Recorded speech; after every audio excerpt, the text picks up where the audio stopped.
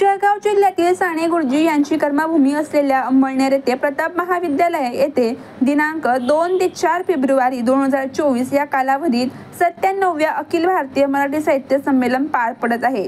या साहित्य संमेलनाचे आज राज्याचे उपमुख्यमंत्री अजित पवार यांच्या प्रमुख उपस्थितीमध्ये उद्घाटन झाले असून या साहित्य संमेलनासाठी अंमळनेर सजले आहे।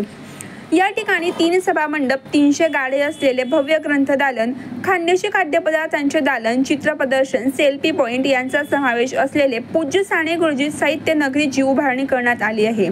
ग्रंथदिंडी काढण्यात आली असून ग्रंथदिंडीनंतर सकाळी 10:30 वाजता साहित्य संमेलनाचे उद्घाटन झाले आहे।